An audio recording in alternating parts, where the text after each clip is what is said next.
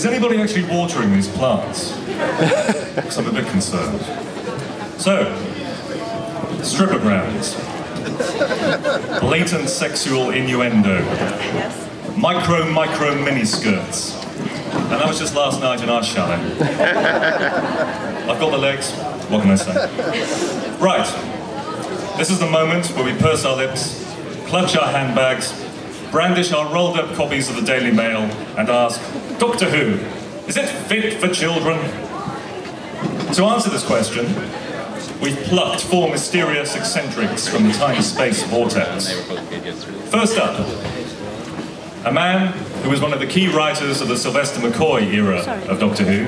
He gave us the stories Remembrance of the Daleks and Battlefield, and went on to write some genuinely taboo-busting Doctor Who novels in the early 1990s. His latest book, a supernatural police procedural called Rivers of London, has just been published, which means I'm owed a £5 for that plug by Ben Aronovich.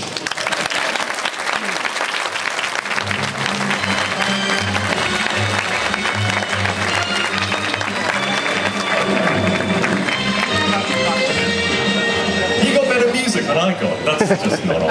Anyway, next we have one of the leading writers of telefantasy in the 21st century. He's written for Primeval, he's written for Torchwood, and for Doctor Who he gave us the story The Fires of Pompeii, which also gave us our first glimpse of Karen Gillan, for which we are very thankful. So thank you, James Moran.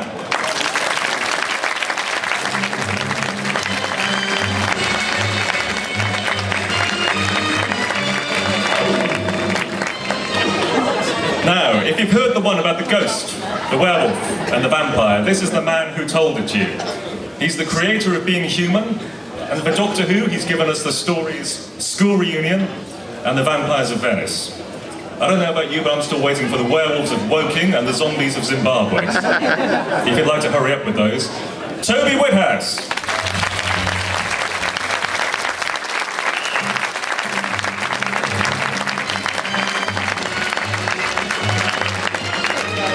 Next, this is a man who actually began his career writing some truly game-changing Doctor Who novels, and then went on to actually write for the series itself. He's given us the classics Father's Day, Human Nature, Family of Blood. He's also an acclaimed novelist and a comic book writer. Some people call him a many-tentacled writing god existing on multiple planes of reality. I call him Paul Cornell.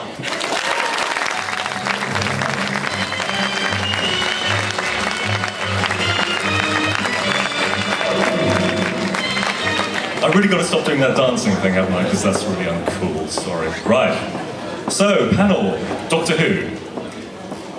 Do you think it's ever been purely for children? Why not?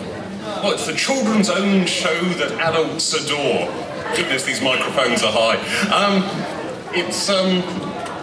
It is purely for children in the sense that it has to be completely and utterly their show, which the rest of us just happen to be along to watch.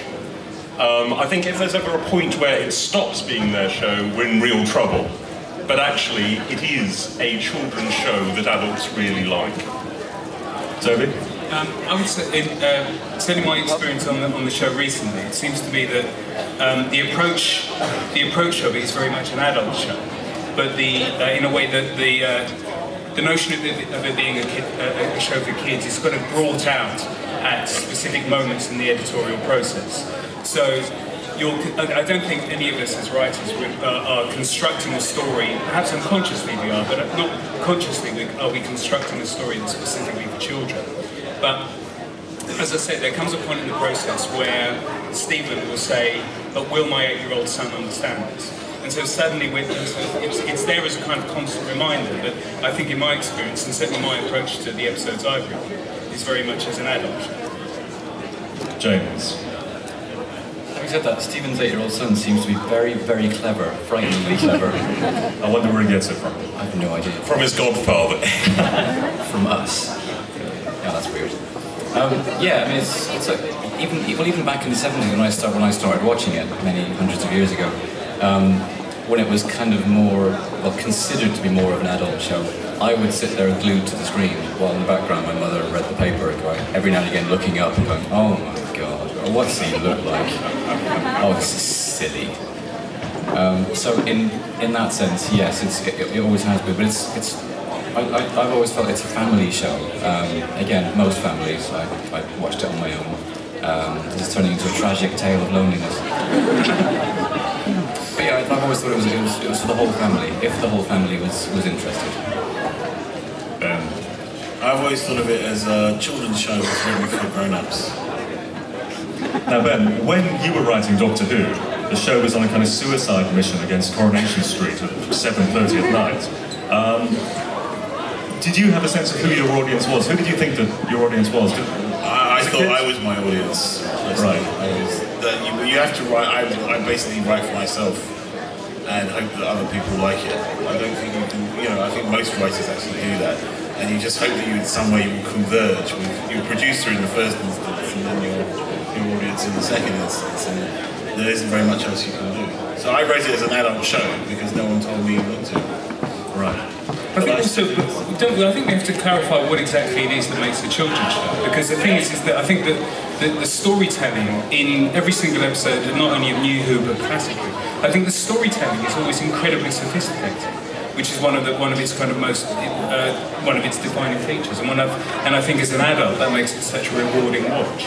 And so consequently, I'm not quite sure, apart from say the absence of swearing or extreme violence or anything like that, I'm not entirely sure what it is that makes it that would make it a children's show. Well, time slots, technically, I would have thought. It's definitely in a...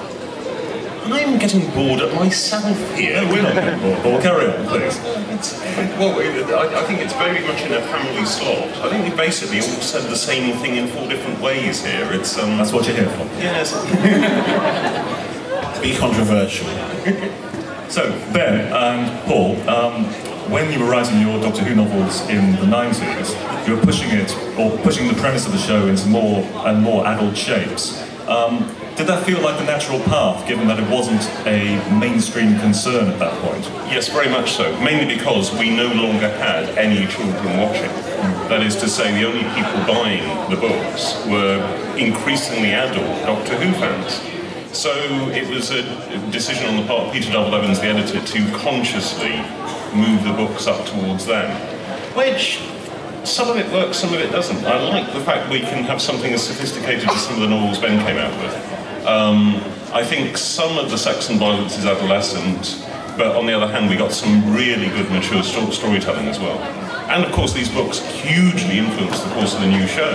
Yeah. New Doctor Who was born in those 15 years.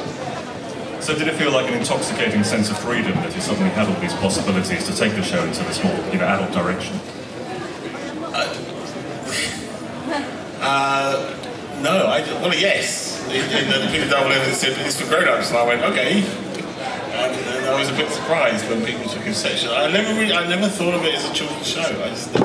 Not a family show, yes, a show that had to be written within the constraints of its time slot.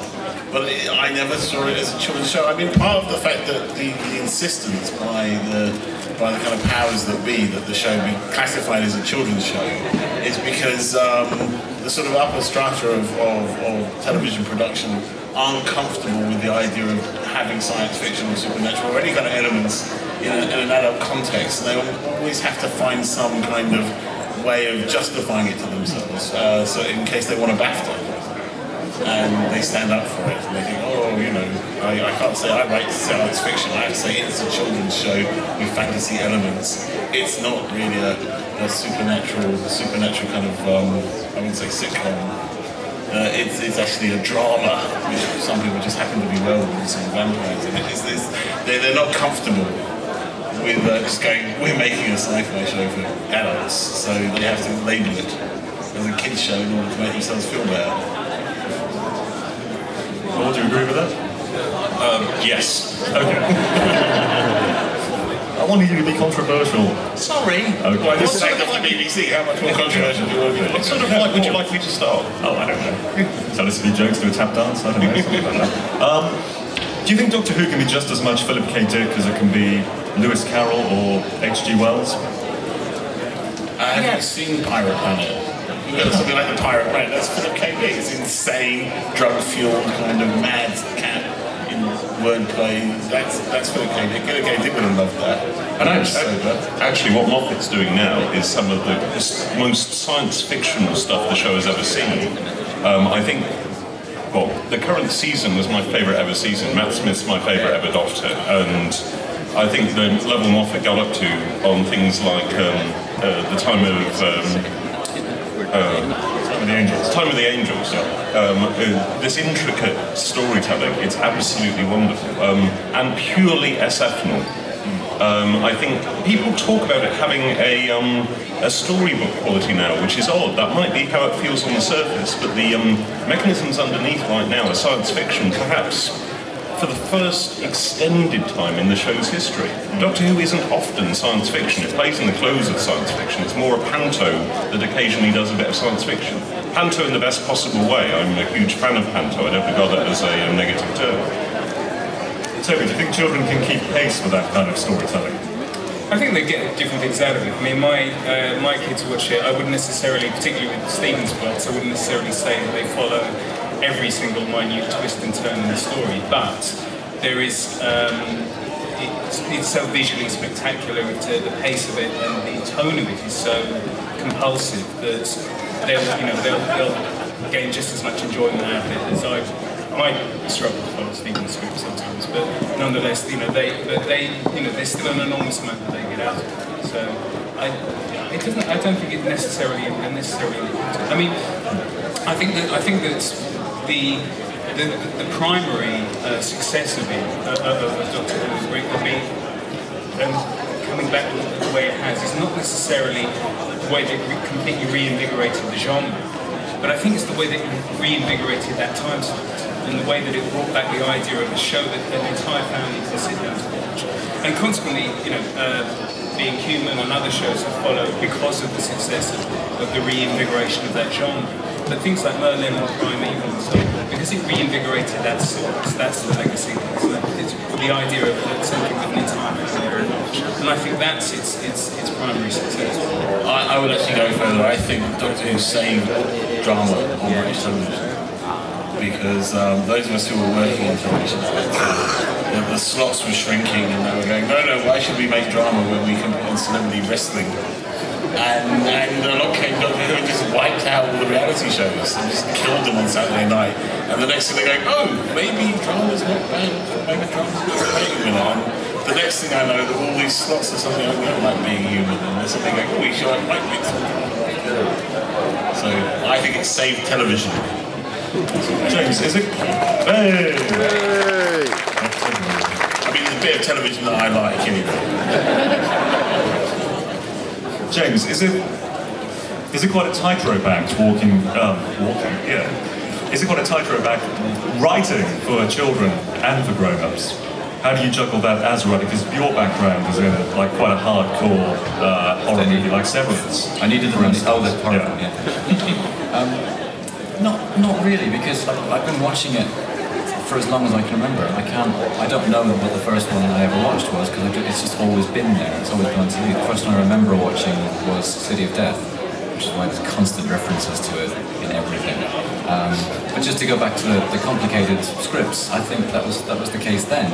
I loved the show, but the first time I saw City of Death, I must have been 3 or 4 or whatever, I loved it. Couldn't tell you what the hell it was about. I had no idea. But on a very basic level, there was a bad guy with a weird face, and the Doctor was cool and was going to save the day. And that's kind of the level I was following on. I watched it again recently and mostly understood it. But that happens with a lot of stuff when you watch as a kid. There's enough in there for you to enjoy. So when I was writing, I didn't kind of think, right, I've got to put something in for the kids and for the adults. I just tried to write as a professional scriptwriter, but at the same time, my 8-year-old self is kind of jumping up and down, going, "You're writing Doctor Who. Let's put some cool stuff in." So I think it kind of happens naturally. You regress to a child anyway when you're watching it and writing it. Toby, in terms of scares, because Being Human, you put in the box Tunnel Massacre, which still haunts me, even though we barely saw anything. It's just a strong concept. Would you be reluctant to put anything anywhere near as strong as that into Doctor Who? I think the thing is that it would have to. I think that actually the notion of random mass killing is probably not alien to Doctor Who, I think. But I think it would all be, I think the problem would be how it was dramatised. And obviously on Being Human, because of the latest onslaught, because of the nature of the show, we allowed a much more latitude in terms of the explicitness of violence and so on. And on Doctor Who, you would just have to be mindful of that. I think the thing is that there's a difference between giving giving children that kind of exciting, exhilarating scare and traumatising. And I think one should always try and verge on the form. And so, I mean, for example, my daughter. It's funny. I tell you an interesting thing about how generations have changed. My kids can watch the Daleks and be completely nonplussed by them. Whereas the Weeping Angels, my daughter particularly finds absolutely terrible.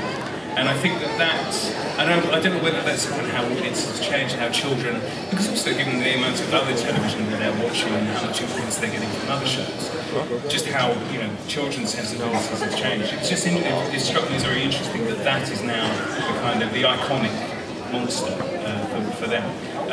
But no, I think that the Doctor always kind of treads carefully around very dangerous territory, but I think that the issue would be how one would dramatise it. Paul, how far do you think you can go with scares? I think there's a particular sort of Doctor Who scare where you can, as Toby says, actually depict anything, but you have to do it in a Doctor Who way. I think one of the major things about Doctor Who is it tends to put everything back in the box at the end of the story. So children who've seen that the monsters are out there, but then they've stopped being out there. It's all right, and you're back in the room with Mum and Dad. And which Moffat breaks completely at the end of Blink, where he suggests that every single statue might be a terrifying monster. I think, you can portray anything.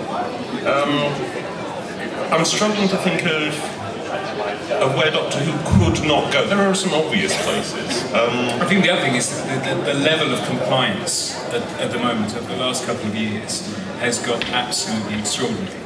And so, and you can imagine on Being Human that can be quite a nightmare. But even on Doctor Who, Sorry, should we just explain that? Oh yes, so compliance is that in terms of what you can show in terms of violence and sex and swearing, and actually, I mean, even the dialogue is rigorously checked in case someone accidentally insults the Pope or something like that. And so consequently, I think that there are very, very, very rigid controls, particularly over Doctor Who scripts. And I had to do a description of a dead body in one of the scripts, and that was that went through draft after draft after draft, and kind of really fine-tuning the words of a stage direction, not even in terms of the dialogue, but literally a stage direction. And just think, so constantly they're going to, whether it's a good thing or bad thing, they will always be keeping us in line in terms of what we can show. Ben, do you find that you have a freedom in scaring people in books, more so than on screen? How refreshing is that? It's very refreshing. I like scaring. But I mean, Russell T Davies used to just casually genocide whole planets for fun. So I think this idea that there's some limit. It's what you can show on screen. But, you can put up more planets as long as you do it tastefully. And the thing about Being Human, the thing about the boxcar massacre was the amount of blood. If they'd been turned into green goo, if they hadn't been turned into chutney, red chutney, and they'd been turned into green goo, you could have killed as many people as you like in a train in an episode of Doctor Who, providing they dissolved into this, blue stuff or something, and then they go, oh my god, they've been turned into blue stuff, and you'd be fine. But I'm amazed to hear about this compliance, because compliance is brilliant. I mean, for example, in my episode, I have a man flamed to death. He's literally vaporized by a fiery rock monster. But because you don't show the skin getting melted off, it's okay. And then thousands of people are killed later on. But in my first Torchwood episode, the big climactic moment where the immortal hero is driving a car to save the world by running over an alien. And he shouts, everyone seatbelts on because he's going to smash the car. We got a note back from compliance saying, actually they should already be wearing this. people watching it might be influenced because... I think part of the problem is there's a lot of kind of nephews and nieces out there that need jobs, and this is a good slot for them. This is the way a band has a certain freedom to talk. I see. Well, unlike the others who actually still work for the BBC occasionally, I can say that there is an entire sort of overhang of what I call the Rupertocracy, which is basically people who are the nephews and uncles and people that went to school with the nephews and uncles of people who seem to just float around in the higher parts of the BBC finding jobs for themselves to do that usually involve interfering with writers. It just seems to be their main function in life. We should shuffle our chairs. So I would like to say that you should request an audit of what everyone does in the BBC. Now, write to your MP. Ben's going off brand, can I point out? Oops. Are there concepts which are too powerful for Doctor Who, like the idea of parents being possessed? Have you got to be really careful with stuff as close to home as that?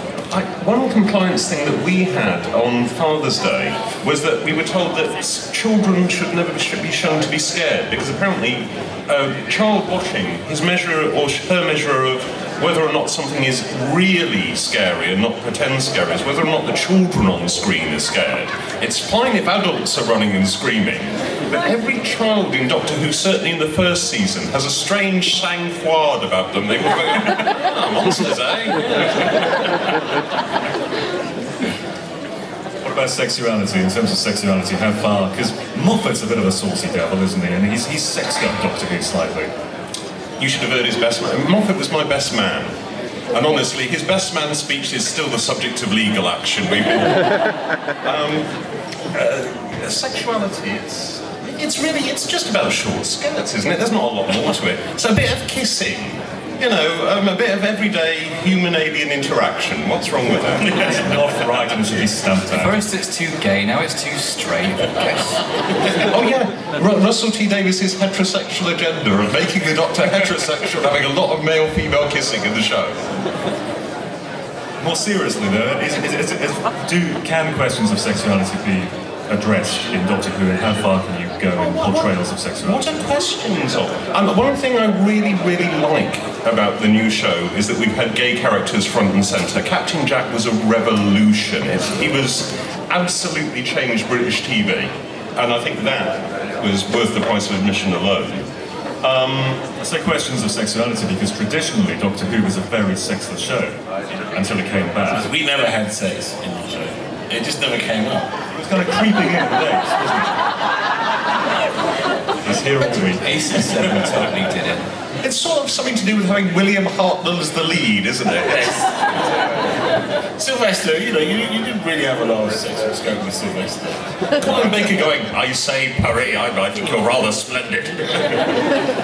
I don't know, it tends to raise awkward questions. It's like my daughter said to me, Daddy, what's a kissogram? And I said, ask your mother. Awesome. Is it easier to write for children than it is to write for adults? Or harder? They're bloody terrible critics, children. So if they don't like it, they don't go, oh, it's really good, but they go, it was terrible! Why did you write that? Because I got paid, you bastard. So. It requires a completely different style of storytelling. It requires a momentum and pace that is quite relentless. And so, whereas on an adult show, you're allowed to have scenes that take a long time, that are just two people talking that kind of go on in their own speed and just kind of spread out. Whereas Doctor Who, I remember when I was writing School Reunion, Russell used to say. Talking about what you were saying earlier about in terms of violence, Russell used to say, no, come on, because they still weren't sure how successful the show was going to be. And I remember him saying, no, listen, you've got to keep the pace up, we're up against Ant and Dec, for God's sake. And so, consequently, until he'd say, no, kill another child, just keep going. Happy child. Yeah, he's not afraid in any way whatsoever. And so, consequently, it's, I think that the The difference, I think, with writing any other show is just the pace of it, and you constantly have to, and also it's as a format, it just eats story, and so you can't have an episode that is about one thing. It has to end up being about 30 or 40 things, and you have to jump incredibly deftly from one to the other. Because it just devours it. There's such a pace to it. It just absolutely chews the story up. So I think that's the sort of primary difference for me. How politically engaged can Doctor Who get, given you have a children's audience? Ben, I'm looking at you because, of course, The Guardian ran a story about the politicisation Your attempted coup. Your attempted coup. Yes, the fact that half of CP, writing wing of the Communist Party of Great Britain, used to write for it in the 70s. They seem to have skipped the Guardian. Malcolm Hulke, who wrote The Green Death and various other things, those were all total Communist Party tracts that he actually cleared with his Central Committee before he sent in. So, the idea that we were staging some kind of... No, Andrew Cartmel liked to make anti-Thatcher jokes, basically. That was the extent of the political coup. And I've got a certain point of view, but you bring your point of view. It's like you bring your agenda to whatever you write, and it never occurred to me not to put it in. So, and I was vindicated. So. Well, you brought down Thatcher, didn't you? Yes. Which I thank you deeply. 1989, Battlefield. 1990, she's gone. Round of applause. They should get you back on the show then. Jean Marsh, Margaret Thatcher. But they didn't need me for a while, Your time has come. I probably alienated the BBC too much now. Do we think Doctor Who is still politically engaged? I think by its very nature, it's a very liberal show.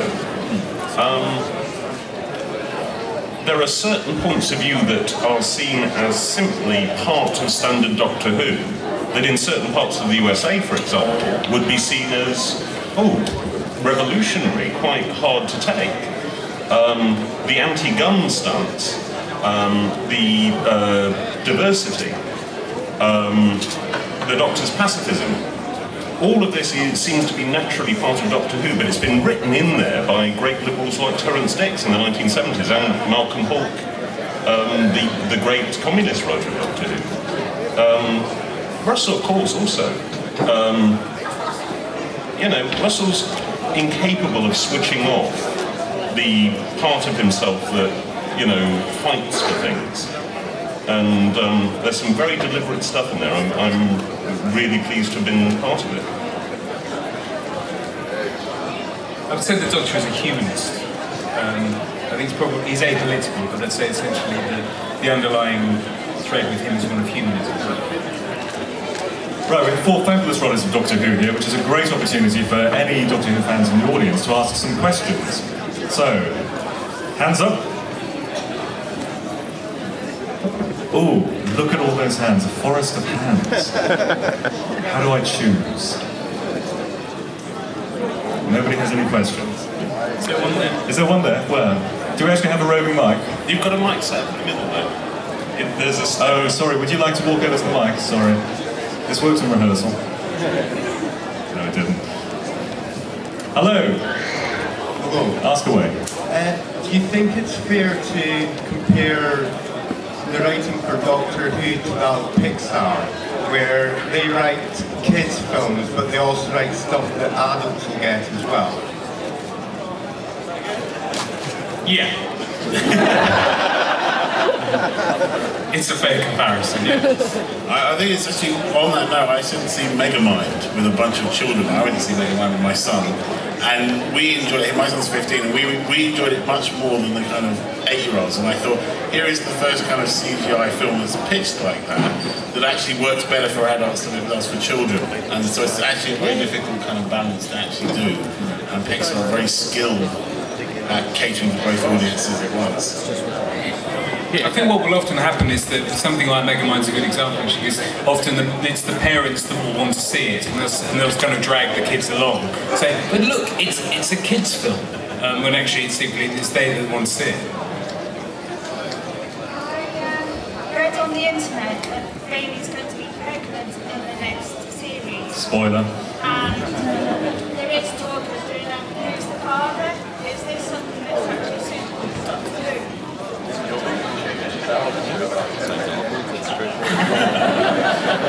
Answer at your peril. Is it you?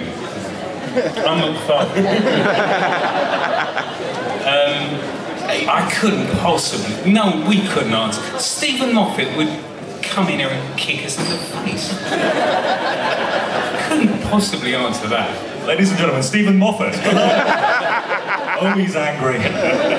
Is there any other kind of Stephen Moffat? Very scary man, Stephen. Hello, next question, please. I was just wondering, the cuts that we've been seeing, is that affecting the way that you have to write the show? I mean, you have to act on those and special effects and the more exciting parts of the episodes? I think it's probably less to do with the cuts and more to do with them still paying off doing Vampires of Venice, which was very, very expensive. So I think that certainly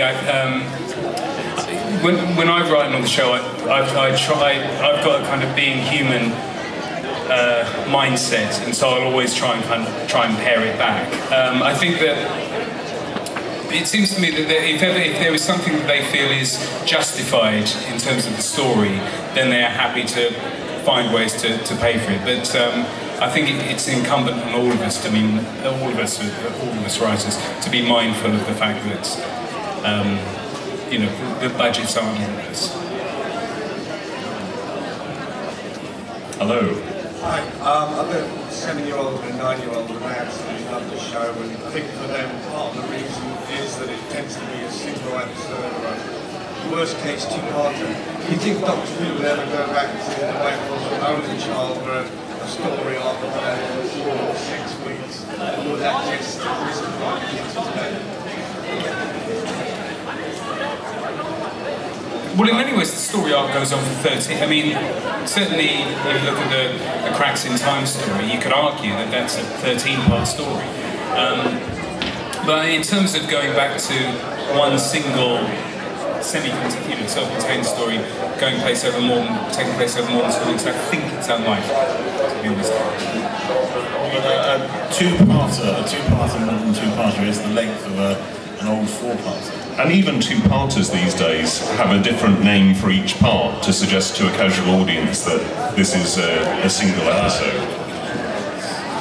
So do you think that has something to do with changing attention spans in today's generation of children? Not with the children, sorry. I don't think the shrinking attention spans with the children. Very good. So in 20 years' time, when we have a 5-minute Lip for Doctor Who episode, It'll be on Twitter. It'll be on Twitter. Hello, we have a question there. Considering that the first answer was essentially yes, Doctor Who is a children's program that adults love enough to watch, blah, blah, blah. Why not still here? What do you think sets it apart then from the Sarah Jane Adventures? That's a good point. That's a good question. That's what my question. What did you ask? Come up here. It's turning a dial, isn't it? Sarah Jane Adventures, Doctor Who, Torchwood, and it's just about how much and how differently told these sorts of stuff are. I don't think there's anything. The same subject matter could crop up in each, but in entirely different ways. And it kind of has. Yeah, I saw that somewhere. Yeah, there's that Sarah Jane episode where one of the main characters has Alzheimer's and is really, really old, and you get halfway through it and spoiler if you haven't seen it, it's in the first series, you should have seen it. You get halfway through and you think, oh, they're gonna uncover a magical blah stone and she's gonna be cured and so and they don't. And it was really quite shocking, and I got something in my eye when I saw it. I thought I knew that they would do that on the show. So they can have a little bit of the adult side of it as well. Sarah Jane is told a little more softly. There are bumpers around people a little bit. You know, that one Sontaran chasing you doesn't summon up any great cosmic horror. He's not as scary as the real Sontaran in Doctor Who. Yeah, it's not as scary as a real Sontaran. Hello. Hi, I was just wondering what you thought about, recently I've sort of seen an over-reliance on props that might be marketed for children. What are your thoughts on that? I mean, like Fires of Pompeii uses a water pistol to save days and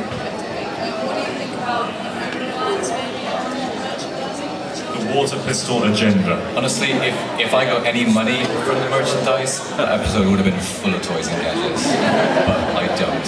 I had to buy the ones that are on my desk. I get nothing from them. I get a little scarecrow concession.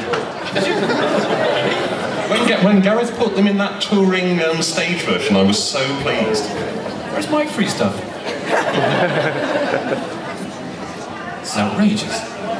I don't really think that it's driven by marketing, and I would love to say it was, because then I could feel smugly superior about it. But It's never been suggested. if you've ever tried them to sell the Dalek Zek hits, as I did when I was working for Waterstones, and we had a pile of Dalek, the face hits with the tentacles hanging down, and they just didn't sell. We had about 50 of those, and no one bought them.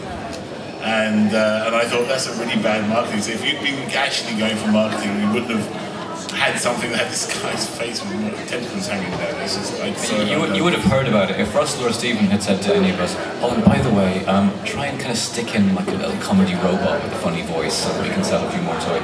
You'd hear about it because we'd be horrified. We'd do it, but we'd be horrified. This will lay on our bed of money. Next question. Yeah, it's a little bit of an off-topic question, but Doctor Who-esque.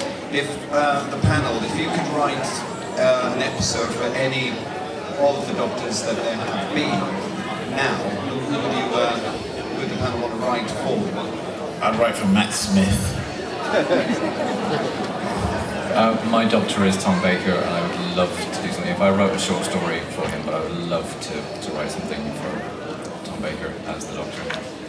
All of them. I'd love to do something for all of them. I'm trying to collect them all in short story and audio form, slowly but surely. James is actually writing the 13 Doctors in 2013. The 13 50th anniversary thing. Who's the father? I'm quite happy writing for Matt Smith. I think that he's quite extra. I think he's been quite a phenomenon. So I'm more than happy with him at the moment. Matt Smith is my favourite, but I would, from back in the day, I was a Davison fan, and that would have been nice. Thank you. Any more questions? Toby, have you ever tried showing your kids old Doctor Who? If so, what do they make of it? Yes, I did, and they hated it. They just, I think that, I think having been kind of weaned on New Doctor, it's very difficult to go back to that slightly more ponderous storytelling. So I think they're quite sort of enthusiastic. I showed them Curse of Fenrir, and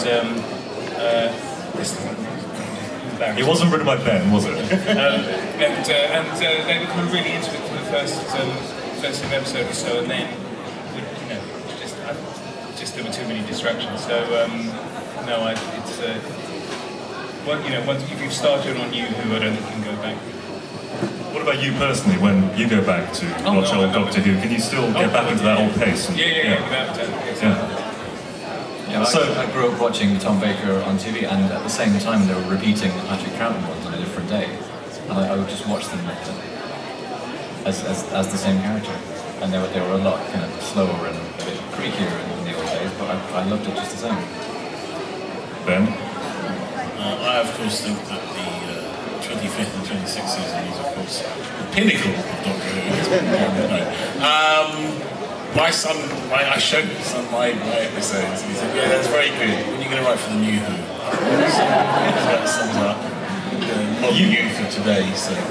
You had Daleks as well, which is surely major kudos. Well, he likes the Daleks. He likes the idea that I wrote for the Daleks. He just doesn't want to watch the episode. So you're kind of like a conceptual dad. Yeah, it's the conceptual dad.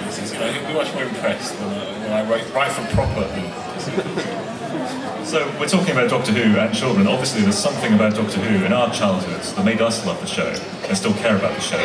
And in your case, is go on to write about the show. And in my case, talk to people who went on to write about the show. That's cool, it's okay, it's fine. Paul, what was your first memory of Doctor Who? What made you love Doctor Who? I was really scared of Doctor Who because of what the kids said in the playground about it. Made it sound like the most terrifying thing on earth.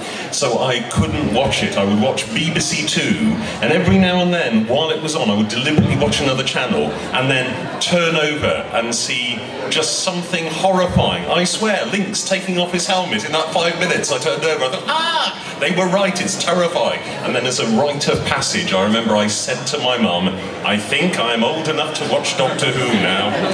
And so she said, are you sure?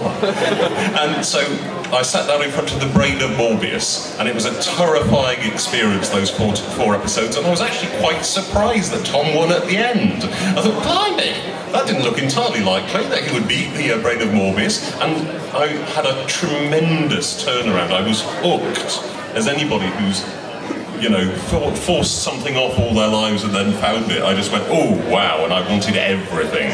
And there was only The Seeds of Doom next week, and I was a kid with a big fear of plants, so that was another 6 weeks of terror.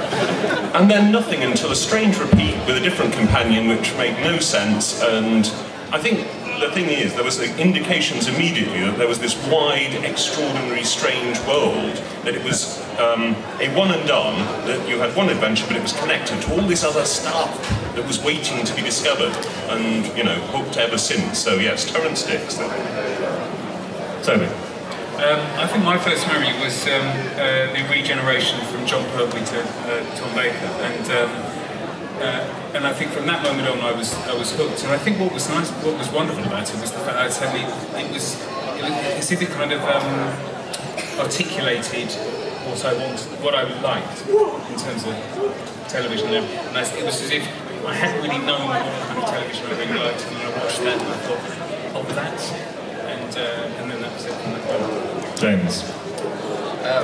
My earliest memory of watching Doctor Who is the end of the first episode of City of Death, when he pulls the face off for no reason, and it ends on that, and I was like, what the hell is this? This is brilliant.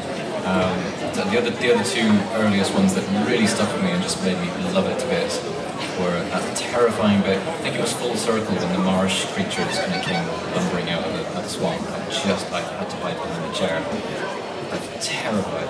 And the other one was a visitation, when it's all sorted and everything's on fire, and then it pans over to a signpost that says Pudding Lane, and I didn't get it at first, and then I went, oh my god, Mum, did you? Yeah. I thought it was really clever. Ben? Spearhead from Space, which dates me, probably. And I remember the things going ka-chink, and that's kind of vague memories. But I was mostly behind the sofa from about 1970 to about 1972. And I kind of stuck my head around the sofa, and then we had the maggots, and I was kind of back behind the sofa until about 1973 ago. Probably at least the maggots put me behind the sofa at least another year. Guys, thanks for joining us. It's been a total pleasure. Oh, I'm all out of time apparently. Although, have I got time for one more question? Can I get one more question from the crowd? One more question. Do it. Make it a good one. No pressure. I hope so. Since we know Doctor Who is so popular, it's one of the biggest brands of BBC, how is it we only get 13 episodes a year, whereas in America a season is pretty much twice that?